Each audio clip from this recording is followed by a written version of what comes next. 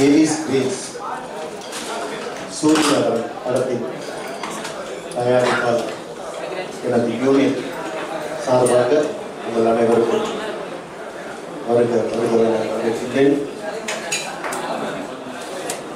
இந்த படத்தோட கதை என்னன்னா, ஒரு மதுரையை பேஸ் பண்ண சப்ஜெக்ட்.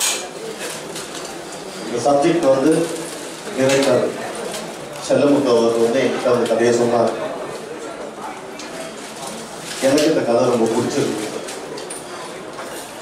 மதுரையை பேஸ் பண்ணி பண்ணும்போது நீங்க ஹீரோ ஹீரோயின்லாம் செலக்ட் பண்ண எப்படி பண்ண போறீங்கன்னு கேட்டேன். ஹீரோ வந்து ஒரு மெக்கானிக், ஹீரோயின் மதுரையை பேஸ் பண்ண மாதிரி இருக்கணும்.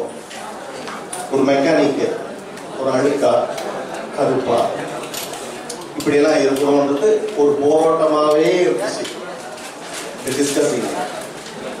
அப்போ நான் சொன்னேன் அவர்கிட்ட, சார் நீங்க சொல்றது வந்து ஏற்க முடியாத விஷயம்.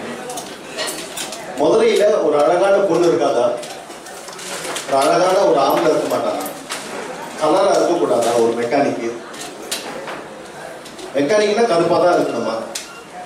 ஒரு அழகான முகத்தை காமிக்கலாம், ஒரு அழகான ஒரு ஹீரோயினை காமிக்கலாம். படத்துக்கு ஒரு டிஃபரெண்டா பண்ணலாம். நம்ம எடுக்கிறவங்கெல்லாம் மதுரை சப்ஜெக்ட் சொன்னாவே எல்லாம் மதுரையை பேஸ் பண்ண மாதிரியே போயிட்டாங்க. நம்ம கொஞ்சம் டிஃப்ரெண்டா கொண்டு வரணும். கண்டிப்பா இது வந்து யூத் ரொம்ப பிடிக்கும் அப்படின்னு சொல்லி எல்லாம் ஒரு கான்ஃபிடன்ஸ் ஆகி ஒரு அழகான முகங்களை தேர்ந்தெடுத்து மீரானந்தன் கதாநாயகி, ராகுல் கதாநாயகன், செகண்ட் ஹீரோவும் ஒருத்தர் வராரு, அதுவும் ஒரு அழகான முகம், விவேக். அவர் பேரு விவேக், ஆனா படத்துல வந்து விவேக் உதயின்னு மாற்றி வச்சிருக்கோம். இந்த படத்தை ரொம்ப நல்லா முடிச்சிருக்காரு. ஒரு படத்தை முடிக்கிறதுனா ஒரு சாதாரண விஷயம் இல்லை.